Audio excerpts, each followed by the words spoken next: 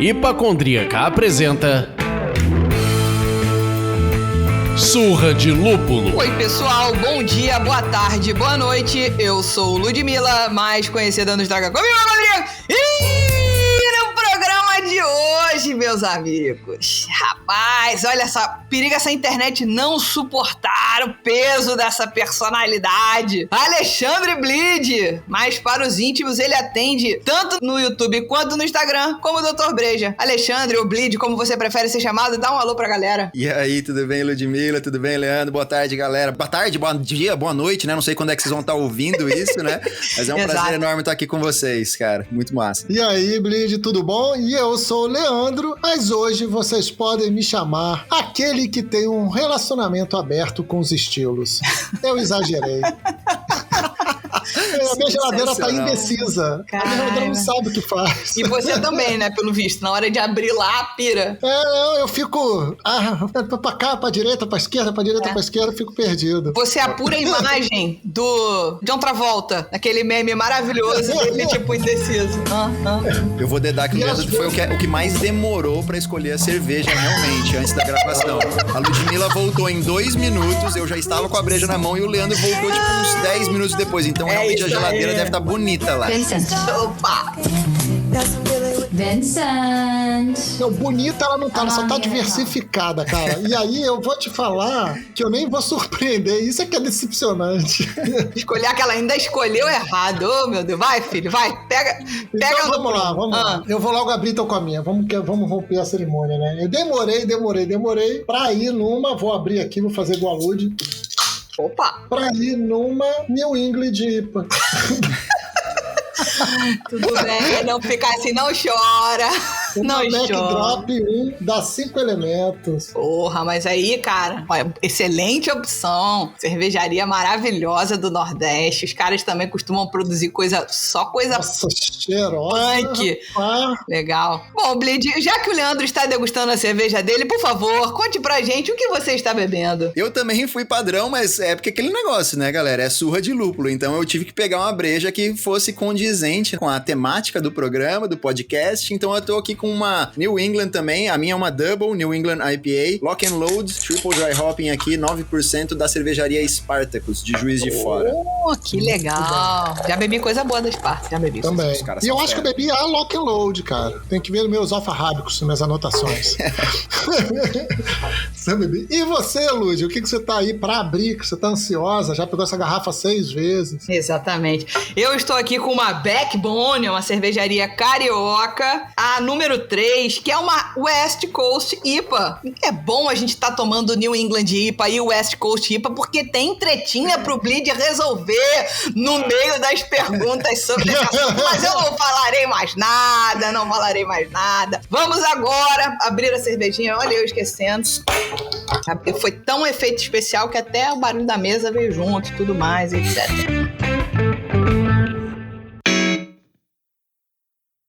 Bleed, os nossos ouvintes já estão acostumados com esse começo de programa tão característico que a gente dá espaço aqui para você se apresentar à sua maneira, né? Então, apresente-se para o nosso ouvinte. Quem é Alexandre? Momento bem, Marília Gabriela. Quem é Alexandre? Alexandre por Alexandre, antes da cerveja e depois da cerveja. Ah, que massa. Bom, pra quem não me conhece, eu sou Alexandre. Não, meu nome não é Bleed, né? É um apelido. Porra, melhor apelido.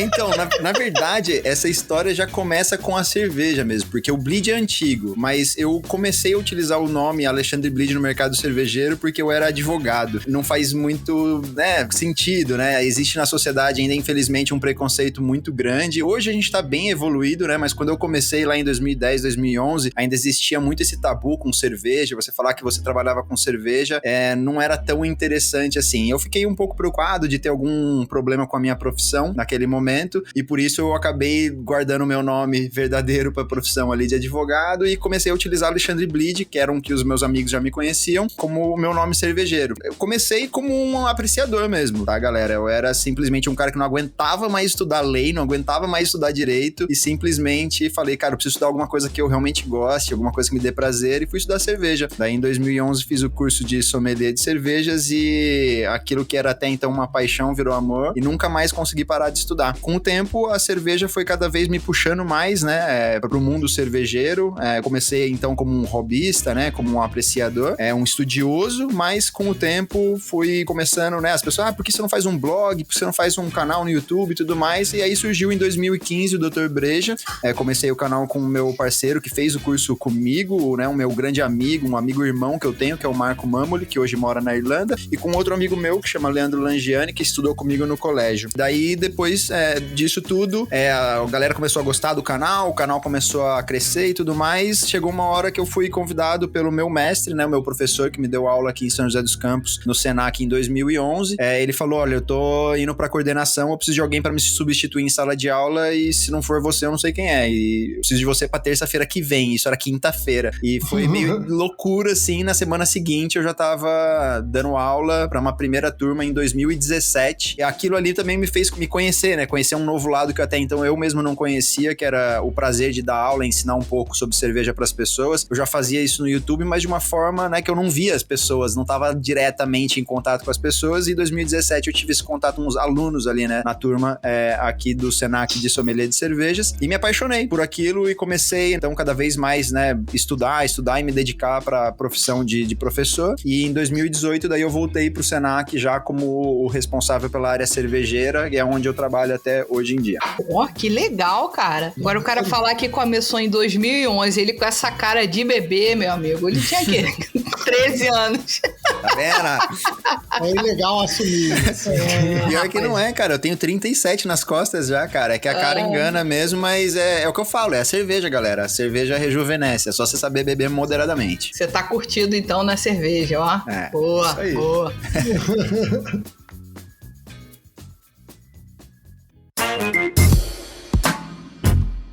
Desde o programa número 1, a gente já falou pros ouvintes que o negócio da gente aqui é ser curioso. Então, melhor do que ser curioso é ter o benefício de ser apresentadora desse programa e poder trazer as minhas próprias dúvidas, tá? Então, se você quer fazer a mesma coisa, faça o seu podcast aqui. Quem traz dúvida também sou eu. Bom, você faz parte de um grupo seleto de mestres em estilos que são formados pelo, não vou saber falar corretamente esta palavra, Siebel Institute? Correta! Muito bem. Em Chicago? Ó, tá vendo? Siebel Me Institute. preparei. Siebel Institute. Eu ando paquerando o curso, pra isso eu precisava aprender a falar inglês um pouco melhor do que eu me comunico como uma criança de 3 anos, no máximo. Isso não é o suficiente. Você vai precisar pedir uma cerveja. Então, assim, qual foi o motivo pra você ter decidido por ele? Fala um pouquinho sobre o Siebel, conta um pouquinho sobre como é que é essa experiência, que é um curso de menor duração do que seria um curso de mestre em estilos aqui no Brasil. É um curso, eu costumo falar, mais intenso até, porque realmente é bem cansativo, tá, Ludmila? Uhum. Na verdade, a decisão foi meio que uma questão do acaso, assim mesmo. Eu tenho uma cunhada que mora em Chicago e eu sempre acompanhei, né, o Siebel Institute, porque, como eu falei, né, eu comecei em 2010, 2011 a estudar cerveja, então era uma época que não tinha nem 1/5 do que a gente tem hoje em termos de canais, livros e tudo mais. Então, os livros que a gente tinha, por exemplo, aqui no Brasil para estudar eram os livros gringos de cervejas. Sim. E com isso, eu conheci o Tasting Beer, por exemplo, do Randy Mosher, e eu, cara, me apaixonei pela didática ali do cara, mesmo no livro do cara. Eu falei, cara, onde esse cara trabalha? No Siebel Institute. Daí eu já comecei a criar aquilo na minha cabeça. Cara, seria legal estudar na escola e conhecer esse cara pessoalmente, porque se eu tô gostando do livro dele, imagina ter aula com ele. E daí, nisso, a minha cunhada vai morar em Chicago, a minha esposa querendo visitar a irmã, eu falei assim, cara, será que a gente pode visitar numa época específica? Porque daí eu quero ter pelo menos o benefício da opção de escolher se eu faço o curso ou não. Não estou falando que eu vou fazer, ainda não tomei a decisão, mas vamos marcar a viagem nesse período que o curso vai estar rolando. Entendi. E se der vontade, se eu tiver grana, eu faço. Não, isso é um 7-1 Barroso, né, cara? É que a esposa tá aqui do lado, eu tenho que sustentar essa história até hoje. É tipo eu com a minha esposa, assim, tipo, vamos passar um feriado em algum lugar, vamos passar em Ilha Grande. Não quer dizer que eu vá mergulhar, passar um dia inteiro afastado, mas lá tem água, lá tem mar, lá tem barco, lá tem cilindro. Que não quer dizer que eu vou mergulhar, mas quer dizer que eu vou virar um anfíbio. Nossa, não quer dizer que eu vou Não, sumir. mas tá certo, a gente entende, todo mundo é casado aqui, a gente entende as coisas que a gente precisa fazer. Tem que justificar, né? Tem que pagar a conta ali, né? E daí, bom, a escola, daí eu comecei a entrar em contato, né? E perguntar quais seriam as condições e tudo mais. E é um curso que, assim, é um pouco caro, né? Pra gente que é do Brasil, porque o dólar é caro, na verdade. O curso em si eu acho bem justo pelo que você consome, pelo que você tem de conteúdo. Mas como a gente tá no Brasil, na época eu paguei acho que R$3,40, alguma coisa assim, no dólar naquela época. Hoje em dia já tá 5 e pouco. Então realmente é uma decisão que envolve bastante o bolso nesse sentido, né? Uhum. Mas na época eu falei, cara, $1.600, fiz um aperto aqui, um aperto ali, falei, cara, é meu sonho, eu vou estar lá, sabe, eu tenho onde ficar lá, a gente ia estar na casa da minha cunhada, vou deixar, daí, vou ficar mais tranquilo, né, de deixar minha esposa durante o dia, né, porque daí ela poderia ficar com a minha cunhada durante o dia passeando enquanto eu estivesse na aula, então eu não me sentiria mal de deixar minha esposa sozinha lá, à toa, em Chicago. Não que seria uma coisa ruim, né, ela poderia fazer 500 mil coisas em Chicago é maravilhosa, mas assim, eu fiquei mais tranquilo e falei, vou fazer o curso. Só que daí eu acabei sendo até surpreendido, porque os $1.600 acabaram virando, acho que $1.900, porque você não pode... Que isso?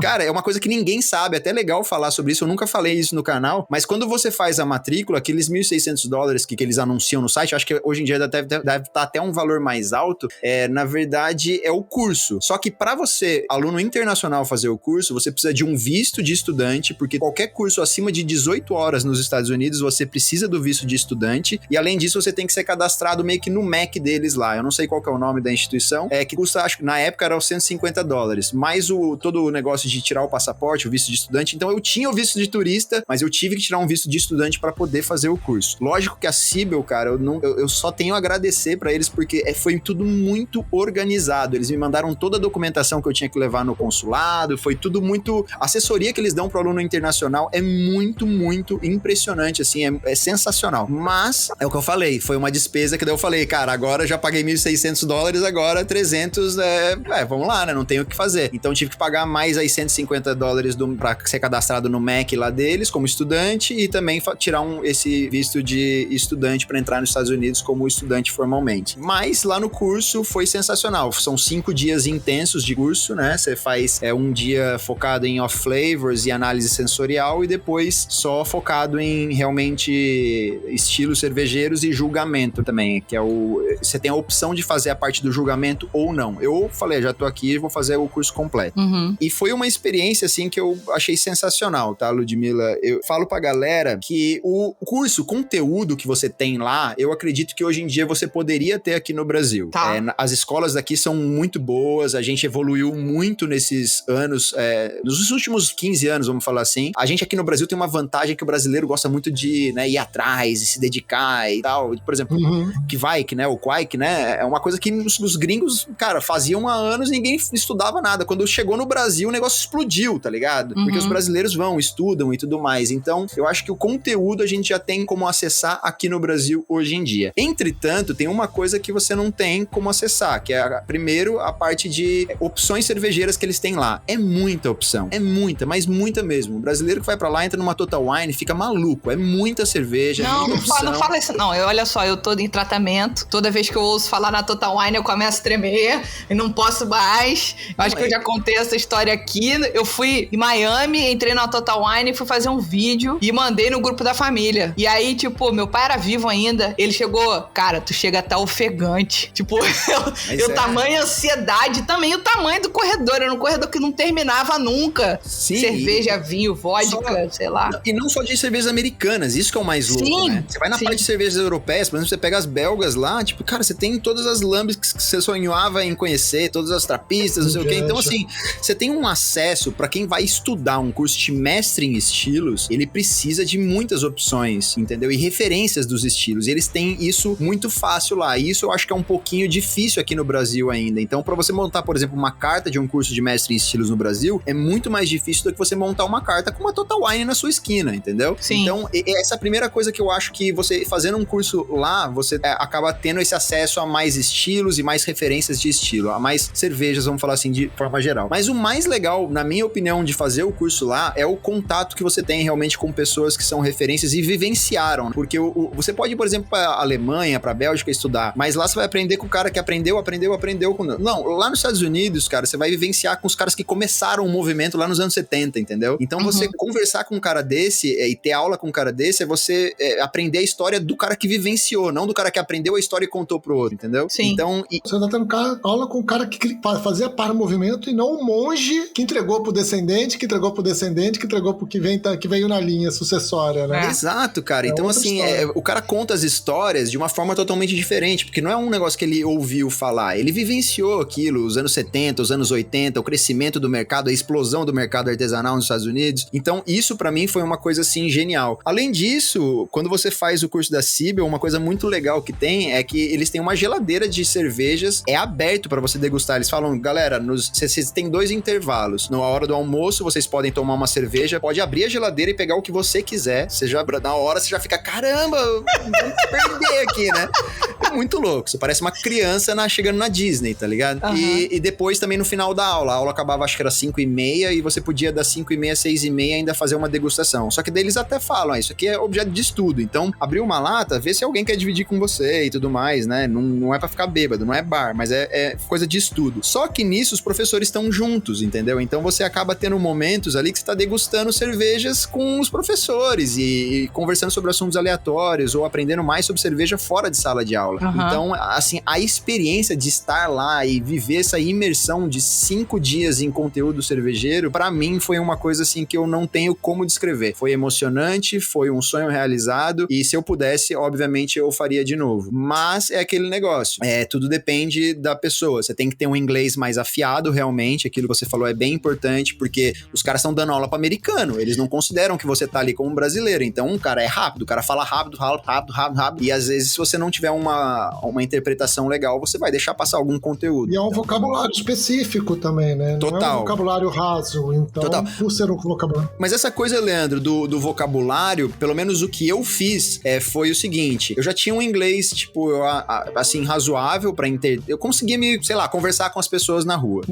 E daí, antes de ir pros Estados Unidos pra efetivamente fazer o curso, os 2 meses antes eu peguei muito livro, entendeu? E daí eu lia bastante, tentava ver você vídeos. faz o vocabulário. Exatamente, você tenta ver vídeos, ouvir podcasts, por exemplo, em inglês, pra você ficar um pouquinho mais vivo com aquele idioma e tudo mais, com as expressões e tudo mais, o vocabulário mais técnico. Então isso eu acho que não é o problema, acho que realmente o inglês precisa estar um pouco mais afiado, mas você tem como praticar. É aquele negócio, você tomou a decisão, você não tem jeito, daqui a 3 meses eu tô estudando com os caras lá, então você coloca isso daí como meta e você consegue atingir sim, é acessível. Agora, realmente, hoje em dia eu acho que a maior dificuldade acaba sendo a parte financeira, porque o dólar tá realmente muito caro. E como eu falei, eu tinha vantagem da minha cunhada morar lá, então eu não tinha despesa, por exemplo, com hospedagem. Sim. Quem vai pra lá fazer um curso desse hoje, imagina, eu não sei ainda se custa 1.600, mas vamos falar 1.600 mais $300 de documentação, 1.900. Você vai gastar aí pelo menos uma semana de hospedagem lá em Chicago, você vai pagar aí algo em torno de, sei lá, pelo menos se você ficar num hostel, uns $50 por dia. Alimentação, bebida, eu diria que pelo menos aí uns $40, $50 pra você ficar tranquilo, comer bem, sabe, não passar perrengue e tudo mais. Então, assim, cara, no final das contas, pra fazer um curso desse, você tem aí que estar preparado pra gastar pelo menos uns $2,500, entre $2,500 e $3.000, tá ligado? Então, não é fácil, meus amigos, a vida não é fácil. Eu acabei de entrar no site deles, porque eu tô nessa, namorando, e enfim, como a gente ainda tá numa situação muito covideira no Brasil, né, não seria recebida nos Estados Unidos, a não ser que eu ficasse 14 dias no México, me bronzeando, para depois entrar por Miami ou etc, tomar a vacininha e aí fazer o curso. Enfim, o curso esse ano, no ano de 2021, vai ser de 30 de agosto a 2 de setembro, acho que mudou alguma coisa, coisa, caiu pra 4 dias, 28 horas, e a mensalidade é de 1.600 ainda. E aí eles aqui decuparam no site hoje 1.350 do curso em si e 250 de uma taxa de aplicação, que eu não sei se é esse visto que você falou e eles começaram a embuti-lo direto, ou se é uma taxa de matrícula, alguma coisa parecida. Na verdade, isso daí é como se fosse uma reserva de vaga, entendeu? Legal. Você faz uma reserva, você dá como se fosse um sinal, e daí depois você tem um prazo pra pagar o curso efetivamente, o resto, tá? Entendi. Mas uma coisa até é legal comentar, Ludmila, que assim, muita gente acha que, nossa, que maravilha estudar e tal, e é realmente uma maravilha, tá? Mas, assim, cara, é cansativo demais, cara. São 7 horas por dia. Cara, era das 8 da manhã até as 5:30 da noite. Cara, eu cheguei a degustar, avaliando, hein? Porque não é hora copo bar ali, né? Ali é hora copo estudo. Então você tem que fazer análise sensorial da breja, descrever a breja, conversar sobre a breja. Eu cheguei a avaliar 27 cervejas em um dia só. Chegava, tipo, à noite, eu chegava em casa, a minha esposa falava, e aí, o que a gente vai fazer? Vamos tomar uma coisa? Eu falei, cara, eu não aguento tomar suco. Qualquer coisa, menos cerveja. Eu não aguento mais tomar cerveja. E eu nunca imaginei que eu ia chegar um dia nesse ponto de recusar uma cerveja. Mas, assim, o curso é tão intenso que, cara, depois de 5 dias, você não vai querer ver a cor de cerveja por alguns dias. Ele é meu guerreirinho. Daí passa, tipo, umas 2 horas e você já tá bebendo de novo. Não, brincadeira. Opa! Não, você vai querer um descansinho. Essa é a sensação da ressaca, que você acorda e fala, nunca mais vou beber ontem. Exato. Eu acho que eu não completei aqui. O curso esse ano acontece de 30 de agosto a 2 de setembro. Seria um lindo presente de aniversário para mim mesma, mas eu acho que eu vou tirar esse próximo ano para estudar um inglesinho melhor com uma professora, e aí, de repente, ano que vem, vacinada, a Covid já mais sob controle, assim espero. Talvez eu me aventure, tô com muita vontade. Eu acho que tem a questão financeira que você falou, claro que tem, mas não é como se os cursos aqui fossem tão mais baratos. Um curso de mestre em estilos também não é tão mais barato, e aí eu ainda teria a oportunidade de estar em Chicago, conhecer outras cervejarias por lá. Acho que é uma experiência diferente, né? Chicago é uma das 2 maiores cidades cervejeiras dos Estados Unidos. Eu acho que só compete com Denver, no Colorado. Chega a ter mais de 100 cervejarias dentro da cidade de Chicago. É um absurdo. Quem não conhece Chicago e gosta de cerveja e gosta de música como eu, Chicago é uma cidade que você precisa conhecer antes de morrer. Leandro, eu não vou voltar. Cara, é difícil de voltar. Eu vou falar bem... É difícil não voltar, realmente, porque eu fui pra lá, na verdade, em 2016, e daí em 2017 me apareceu uma oportunidade, eu voltei pra lá de novo em 2017, daí já me sentia local, né? Já pegava bike, já saía pedalando e tal, mas é muito louco, porque você tem a bike lá, né? Que é tipo essas bikes que tem aqui no Brasil, né? De aplicativo e tudo mais, e você consegue fazer a cidade inteira de bike, e isso é sensacional, porque daí você pega a bike, anda 1 km, sai uma cervejaria, você anda mais 2 quarteirões, você tá em outra cervejaria. Então, assim, é muito fácil você se movimentar pela cidade e você acessar cervejas, cara, é uma cultura totalmente diferente, assim, você chega 3 horas da tarde na cervejaria, pede um tasting sample, assim, e tem uma galera bebendo, tá ligado? A galera sai do trabalho, sabe? É muito louco, é uma cultura totalmente diferente. Eu super indico, se for fazer o curso em Chicago, não fica só os dias do curso. Ah, não! No mínimo, mais 5 dias. Não, com certeza não. Mas o que eu falei pro Leandro é que eu não vou voltar. Eu vou ficar lá. A gente vai ter que fazer o surra internacionalmente. Pra mim é sem problema. Se você lida com fuso horário, eu não. Porque assim, é isso, eu vou pra Iguabinha. Em Iguabinha não tem fuso horário. Ó, e uma dica muito massa, viu, Ludmila? Se você for efetivamente pra lá, leve cervejas brasileiras. Eu sempre faço isso quando eu viajo, mas principalmente quem vai fazer o curso é muito legal. Teve um dia lá que daí eu falei, galera, eu trouxe umas cervejas do Brasil, coloquei na geladeira, eu gostaria de compartilhar com vocês. Então, quem quiser experimentar depois da aula, fica um pouquinho mais aqui, que eu vou abrir as garrafas e vocês fiquem à vontade. Aí eu vou apresentar as cervejas pra vocês. Toda a turma ficou. 100% da turma ficou. Os professores todos saíram das salas e foram lá tomar cervejas. E é o que eu falo, né? A gente aqui, hoje em dia, Colorado né, cerveja que você encontra em qualquer supermercado, mas o prazer de você tomar uma Demoselle com o Randy Mosher, que é o criador dos rótulos, né?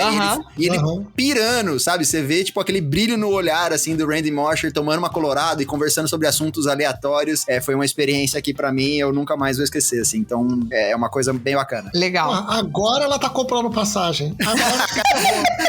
Tu botou uma pá de cal, cara. Eu sou assim, eu fico só jogando o álcool no carvão aqui. O nome dele é Alexandre, o apelido é Bleed, mas na verdade ele é o capeta. Vamos lá.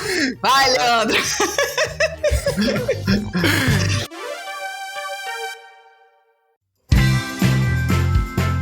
Vamos lá, capeta. A gente abriu a caixa de perguntas na Hipacondríaca. Nossa. E outra lá no Surra de Lúpulo. E pedimos pra galera mandar dúvidas pro Dr. Breja responder. E que fenômeno, meus amigos. Aí, pra simplificar, a gente selecionou 5 duvidinhas rápidas da galera. Vamos fazer esse jogralzinho aí. Tem coisa que dá pra responder rápido, tem coisa que não vai dar não, tá? Vamos ver. Vamos ver o poder de síntese dele, vamos ver. Não sou bom nisso. Bom, já chegou uma pemba de cara. Defende aí o estilo Catarina Sauer. Muita gente pergunta, porra, tem necessidade da existência desse estilo? Então manda pra gente a tua opinião. Qual é a real da tua opinião aí? Eu já imaginava que ia haver alguma coisa nesse sentido, porque eu gravei o vídeo, né, explicando as diferenças, que eu achei que foi muito importante naquela época. E a galera me vê e fala de Catarina Sauer. A galera acha que eu sou, né, eu acho catarinheiro. eu acho que eu sou catarinense já, né? Mas a grande real é que eu acho que Catarina Sauer é um estilo fantástico, eu acho que define o Brasil. O Brasil é o país das frutas mais deliciosas do mundo, pelo menos dos países que eu conheço. Não viajei tanto lugar assim também, né? Mas, por exemplo, você vai para os Estados Unidos, as frutas lá, desculpa, mas são bem sem graças, pobres. assim, né? Você come uma banana no Brasil, uma banana nos Estados Unidos, cara, é incomparável. Uma melancia no Brasil, uma melancia nos Estados Unidos, é incomparável, entendeu? Então, assim, o Brasil é visto já, né? Um país tropical, né? Frutas tropicais e tudo mais. Então, eu acho que você tem um estilo que expressa essa fruta, eu acho que é uma coisa já muito diferente, já leva a assinatura do Brasil pro mundo. Eu acho isso muito bacana. E eu acho que, assim, muita coisa rolou naquela época, né? De hater mesmo, sabe? Do tipo, mas é uma Berliner Weiss com fruta, sabe? Não tem tanta diferença. E daí eu pergunto pras pessoas, né? Mas, tipo, cara, então me descreve a diferença de uma Triple e uma Strong Golden Ale. E daí a pessoa fica, assim, travada. Porque realmente, sim, tem diferença. Não tô falando que não tem diferenças. Mas a grande questão são nuances que vão separar uma Triple e uma Strong Golden Ale. Da mesma forma, são nuances que vão separar uma Catarina Sauer e uma Berliner Weiss com fruta. Então, percepção de corpo, percepção de graduação alcoólica, percepção de fruta, acidez, tudo isso vai mudar. Então, por exemplo, você tem a Catarina Sauer, que ela é mais frutada. Mesmo que você... Eu não tô nem entrando na discussão se você admite fruta em Berliner Weiss ou não, tá? Então, vamos falar que admite agora fruta em Berliner Weiss. Até porque não é Berliner Weiss.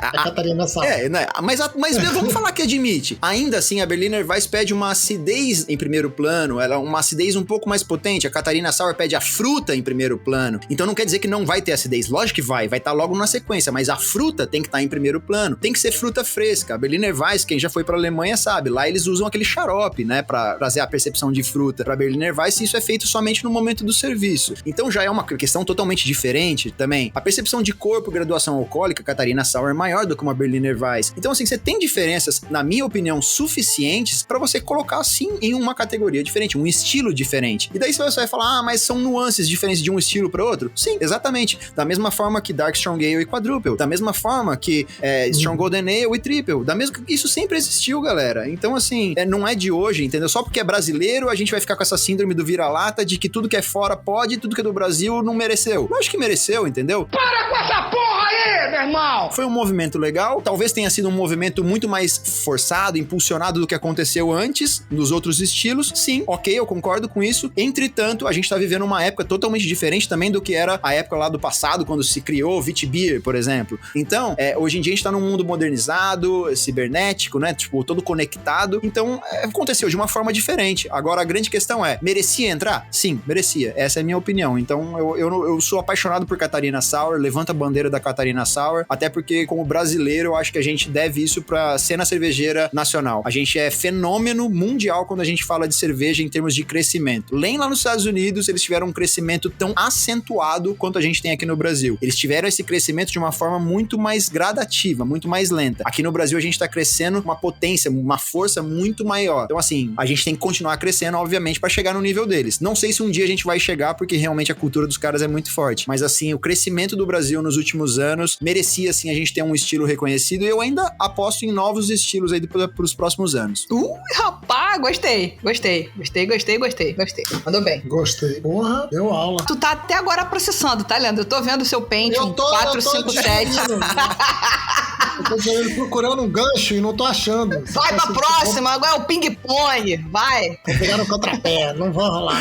Então vamos mudar o tom. Vamos pra paradinha proteica. Paradinha proteica para melhorar a espuma é mito ou verdade? Eu não...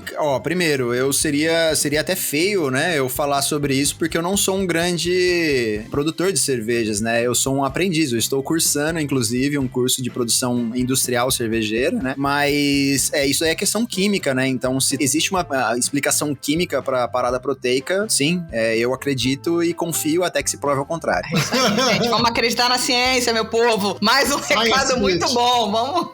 Ciência. Bom, teve uma galera perguntando como é que os sommeliers recém-formados podem aprimorar os seus conhecimentos. E não vale dar a resposta apenas pra galera que só quer hora copo na cachaça no bar, né? Hora copo avaliação, hora copo estudo. Como é que a galera pode melhorar aí, aprimorar os seus conhecimentos após o curso sommelier, prévio curso sommelier, enfim?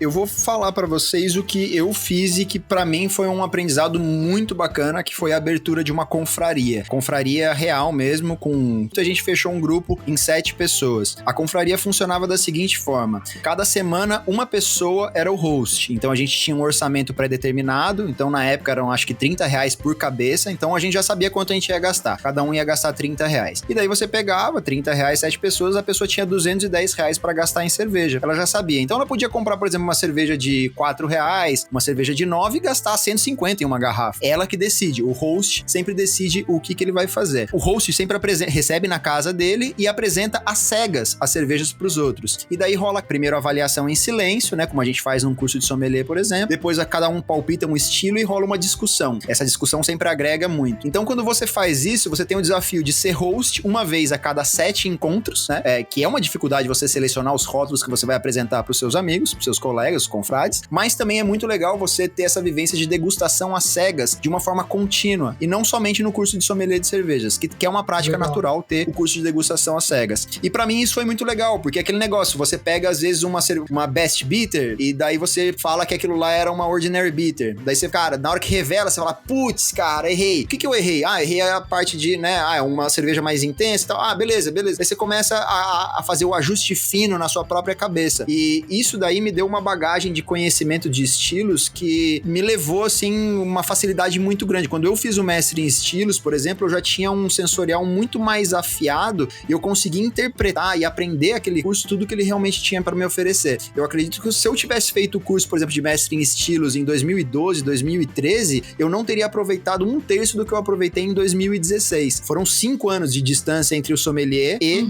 o mestre em estilos. E nesses 5 anos, de 15 em 15 dias, a gente religiosamente se encontrava para fazer essa confraria. Então, 5 anos de degustação às cegas, com os amigos, aquele negócio, primeiro dia você não acerta nenhum estilo, daí depois de 2 meses você já tá acertando 2 estilos de 5 cervejas. Cara, chegava em 2015, a gente já chegava dia de 5 cervejas a acertar os 5 rótulos, 5 estilos, entendeu? Então, assim, pra mim isso funcionou, é a dica que eu dou pras pessoas. Crie uma confraria, pessoas que estejam na mesma pegada que você, né, de estudar, de ter a hora copo estudo, e manda ver, cara, faz esse encontro aí de pelo menos 15 em 15 dias, não tem como, depois de 2 anos você vai estar num alto nível aí de análise sensorial, avaliação sensorial, né? Porra, maneiro. Legal. Maneiro. Me lembrou uma técnica de estudo que eu não sei se você já fez antes, chamada Kumbuka. Já ouviu falar? Eu não conheço. A Kumbuka é o seguinte, eu, você e a Lud vamos ler um livro simultaneamente. Então a gente escolhe um livro e fala, cara, vamos ler, sei lá, Homo Sapiens, lá do Yuval. E aí, de tanto em tanto tempo a gente se encontra, sorteia na hora quem vai apresentar o livro e provocar a discussão. Olha que massa. Então, na hora, faz o sorteio, provoca e gera a troca ali. E aí, como, assim, eu não sei se vai ser eu, ou se vai ser você, ou se vai ser a Lud, que vai fazer vai gerar a discussão, então eu tenho o compromisso de ler aquele capítulo, ler no mesmo ritmo e ler fazendo anotações para provocar uma discussão. Que massa. Então, o aprendizado é muito maior. Assim, o aprendizado de leitura, o aprendizado de degustação é uma camada de aprendizado. Quando você traz a camada de debate sobre aquilo que você está apreciando, você aprende muito mais. E a visão das outras pessoas pessoas, né, Leandro? Então, cara, eu não poderia concordar mais com você, cara. Eu achei fantástico isso que você falou, porque é isso. Você pega uma percepção, por exemplo, vamos falar que você é bom em ésteres, o outro é melhor em fenóis. Então, assim, você tá do lado dele, passando o seu conteúdo, a sua percepção de avaliação sensorial de ésteres, e ele te passando a de fenóis, cara, vocês numa hora ou outra vão estar equilibrados. E você vai estar percebendo mais fenóis e ele mais ésteres. Então, assim, a troca é sempre muito importante, cara. Acho muito legal isso que você falou. Sim, vem daí.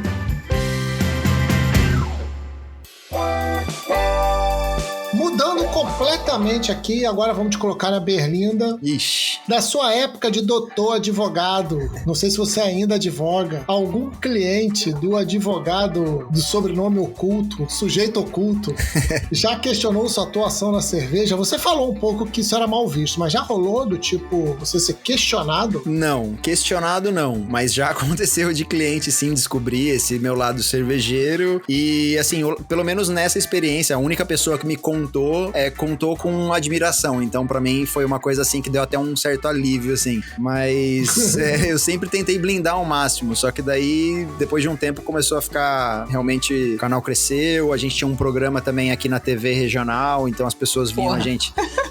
daí realmente não tinha mais como fugir. E é muito louco, porque às vezes já aconteceu, por exemplo, de eu ir no fórum, né? Anos depois, assim, e um cara do cartório, eu pedi um processo, cheguei no balcão, numa vara, pedi um processo, ele me trouxe o processo e ficou me olhando, assim, tá ligado? Daí na hora que eu devolvi o processo dele, falou, obrigado, né? Ele falou assim, não, só um segundo, você é o Dr. Breja, tá ligado? Eu falei, nossa, velho, caramba, os caras do cartório, tá ligado? Me reconheceram, eu falei, nossa, agora realmente tá na hora de... Agora acabou. Agora acabou. De parar de frequentar o fórum, tá ligado?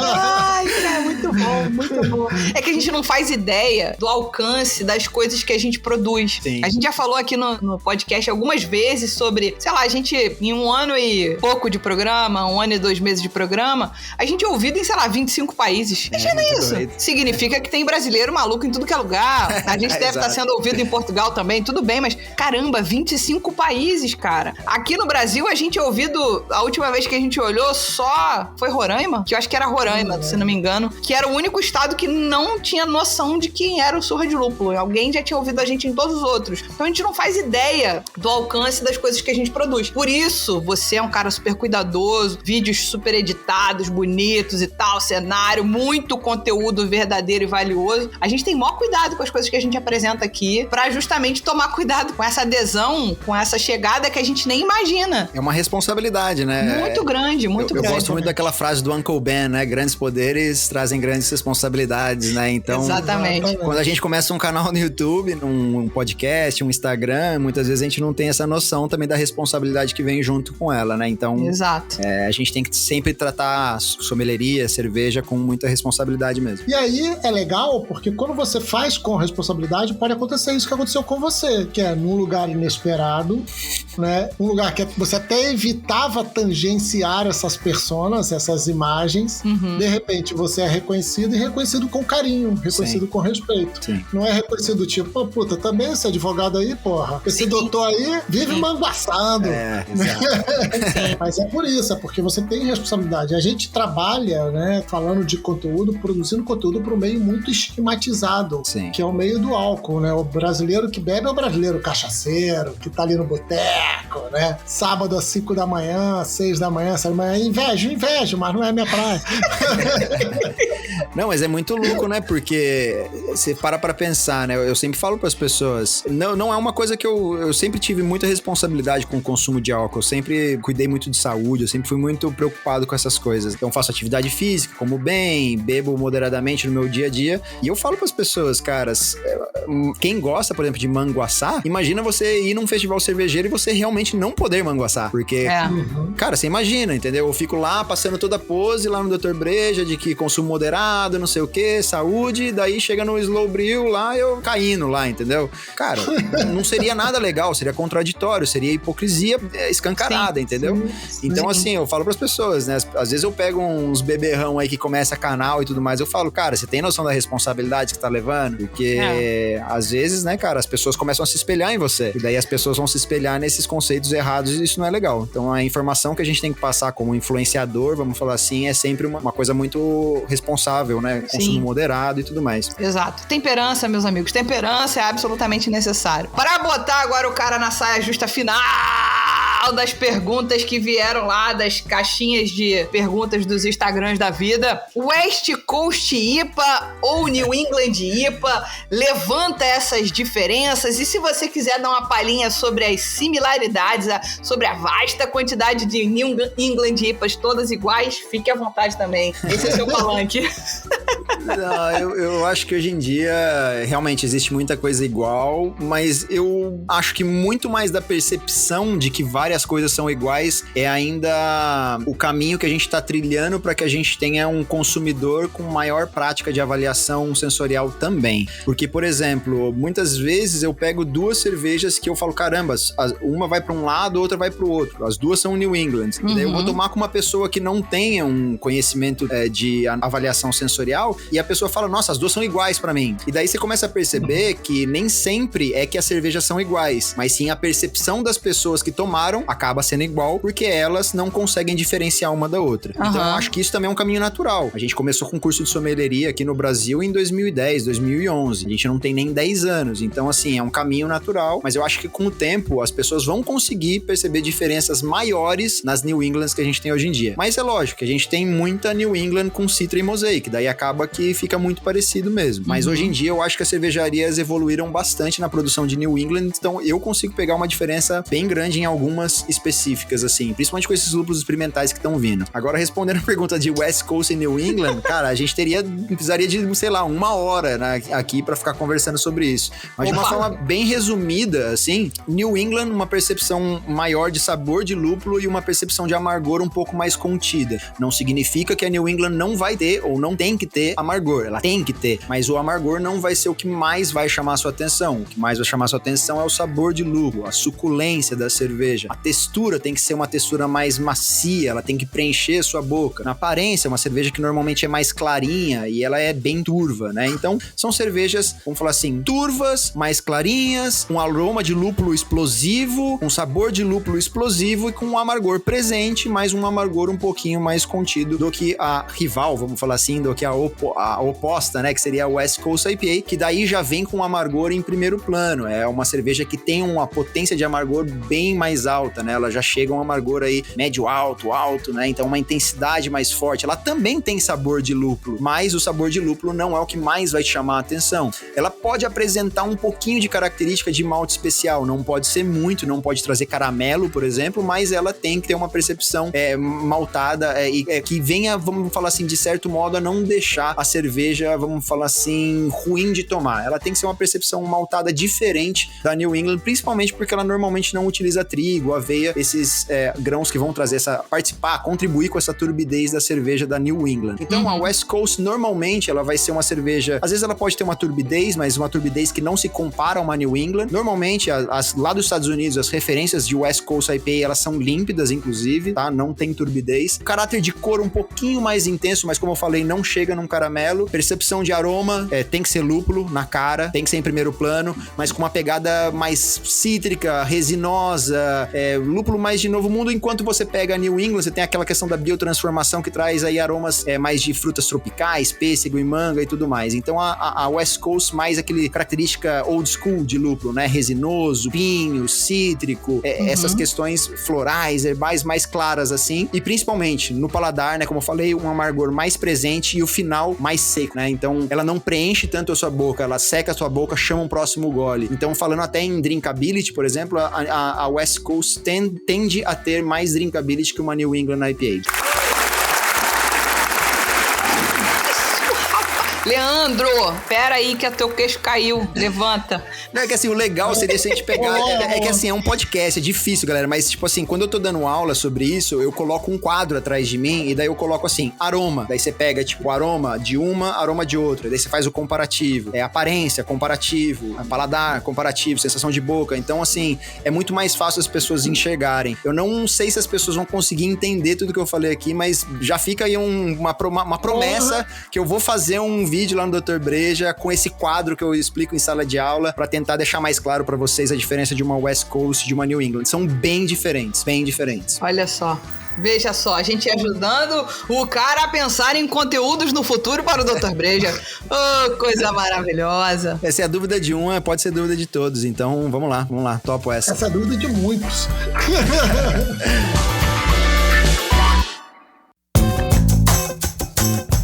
Falando do teu canal, cara, quando você montou o Dr. Breja no YouTube, cara, da onde que veio essa motivação? E quando você chegou era tudo mato, né? Tu era praticamente o Indiana Jones do YouTube cervejeira, né? Cara, eu sou o único que continuou, na verdade, né? Porque tinha uma galera que começou junto comigo lá, mas tipo, só sobrou eu, loucão mesmo. Na verdade, a gente começou em 2015, mas o projeto do Dr. Breja começou por volta de 2014 e, na verdade, era o projeto de um blog. É isso que era engraçado. A gente tava bolando textos e tudo mais e a gente tava indo mais pra essa praia. Daí um amigo meu, que hoje em dia cara, o cara é bombado, o cara tem 1,5 milhão de inscritos no YouTube, chama Felipe Becker, lá do Bitech, um canal de tecnologia. Ele me chamou e falou assim, cara, não é blog de cerveja, cara, abre um canal no YouTube. Eu falei, velho, mas como assim? Ele falou, cara, eu sei fazer tudo, eu te ensino, você tem que abrir um canal no YouTube sobre cerveja. Eu falei, beleza, né, cara? E daí ele foi eu até chamo ele até hoje, nosso padrinho do Dr. Breja. Eu não sabia nada, não sabia relar numa câmera nem nada, e ele simplesmente me ajudou a comprar uma câmera, me ajudou a filmar, me apresentou como edita e tudo mais. E daí a gente começou em 2015, foi em junho, 5 de junho de 2015, o primeiro vídeo pro ar, que era um vídeo já do primeiro texto que a gente tinha bolado, que é o que é cerveja. Porque muita gente fala de cerveja, mas pouca gente sabe definir o que é cerveja. E daí a gente fez esse vídeo que seria a base estrutural do nosso canal, né? Do nosso futuro no canal. E daí a gente falou, né? Sobre cerveja, sobre famílias, escolas e tudo mais, de uma forma bem simples, assim, e tudo mais. E a galera começou a gostar. E foi isso que eu acredito, né? Toda a nossa intenção de ensinar, passar conhecimento às outras pessoas, né? Tornar a cerveja artesanal mais acessível para as pessoas e tentar transformar nelas o que a cerveja transformou a gente, né? Então, na verdade, o que aconteceu, pelo menos comigo, como eu falei pra vocês, eu era só um hobbyista. E a cerveja me transformou em uma pessoa totalmente diferente do que eu era em 2010. Então, eu queria fazer isso pelas outras pessoas também. Passar essa experiência para que elas conseguissem enxergar mais do que uma bebida alcoólica, mais do que um líquido. Enxergasse a cerveja como parte da gastronomia, parte da vida delas. Cara, eu comia, sabe, pratos simples. E depois que eu comecei a conhecer esse mundo da cerveja e tudo mais, cara, eu tenho uma cabeça muito mais aberta para experimentar novos pratos, novas gastronomias. Então, é o que eu falo, a cerveja me mudou como pessoa. Eu quero fazer isso para as pessoas também. A gente começou de uma forma bem despretensiosa e daí o canal, cara, começou a bombar. E daí a gente tá aí até hoje. Muitos foram parando, né? Um para aqui, outro ali. Como você falou, era tudo mato no começo. E agora que a gente construiu essa avenida enorme, essa autobahn aqui, tipo, pouca gente quer surfar, né? Tipo, quer pilotar.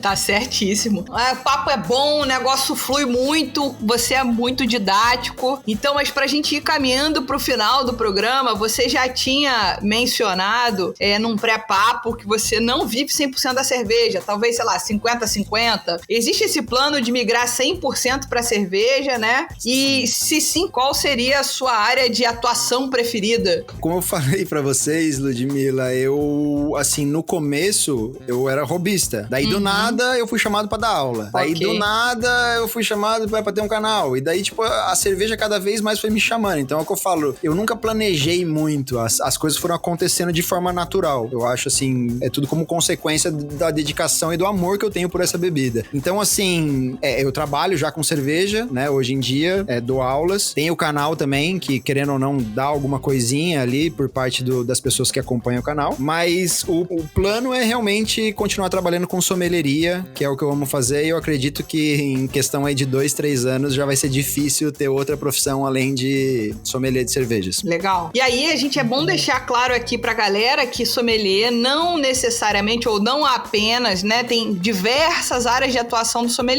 sommelier, ó, a louca. Ó, sommelier aí, ó. Exato, a minha turma de sommelier, como todas elas, devem ter feito essa mesma brincadeira, sommelier. Mas, enfim, não tem várias áreas de atuação pro sommelier, né? Evento, sim. Você tá na frente de um bar pra poder auxiliar quem tá lá no consumo, o serviço, dentro de uma cervejaria, auxiliando na composição de uma receita, depois degustando pra ver se essa receita tá adequada da maneira que foi pensada. Você já tá atuando nessas frentes todas, né? Tá atacando de goleiro, back, atacante, tá fazendo tudo isso. Sim, hoje em dia, né, como eu falei, eu dou aula, já tenho feito cervejas aí, eu sempre tive essa questão de dar parecer, né, enquadramento, essa cerveja eu enquadro em qual estilo, ou essa cerveja, o que eu posso melhorar para deixar mais atrativo o público e tudo mais. Então, sempre prestei consultoria para cervejarias, mas a cada dia mais eu vejo que o meu futuro talvez seja esse, realmente, trabalhando como sommelier dentro de uma cervejaria, na criação de rótulos, criação de receitas, por isso até estou estudando essa parte de produção com mais afinco agora. Eu sempre gosto muito do atendimento das pessoas, então eu acho que se eu pudesse trabalhar dentro de uma cervejaria, mas também podendo, nos finais de semana, estar ali no tap room, ali, sabe, tipo, apresentando cervejas e ensinando um pouquinho para as pessoas, acho que seria o cenário perfeito. Legal. Eu adorei o papo, Leandro, você tá de boca aberta até agora, depois da explicação da West Coast. Você não conseguiu se recuperar ainda, Leandro. Volta! Tiveram vários momentos de cabeça explodindo por aqui. Muito obrigada, Alexandre, Bleed, sobrenome secreto. A gente espera ter você aqui em outras ocasiões. E é isso, muito obrigada mesmo. Eu que agradeço, um papo sensacional. Tomar cerveja, conversar com pessoas que amam cerveja tanto quanto eu é sempre muito bom. Prazer enorme estar aqui com vocês, prazer estar aqui com a galera que tá ouvindo também. Então, quem não acompanha ainda, acessa a gente lá no YouTube, youtube.com/doutorbreja. No Instagram é @doutorbreja, é uma mídia acessória, a gente só no Instagram mostra o nosso dia a dia cervejeiro e no YouTube é o conteúdo realmente que a gente faz. Então é um prazer enorme estar aqui com vocês hoje e contem sempre com a minha presença. Sempre que quiserem conversar sobre estilo, sobre brigas no mercado cervejeiro, é sempre muito bom dar opinião aí, colocar um pouquinho de paz no coração das pessoas. Criou um monstro. Cara, brigadaço, adorei mesmo, valeu. Porra, tô desestruturado, Leandro, você tá desestruturado. Eu tô vendo aqui, você desestruturado, mas enfim. Eu estou gaguejento. Eu não tô nem gaguejando, eu estou gaguejento. É um ato. É a cerveja. Obrigadaço.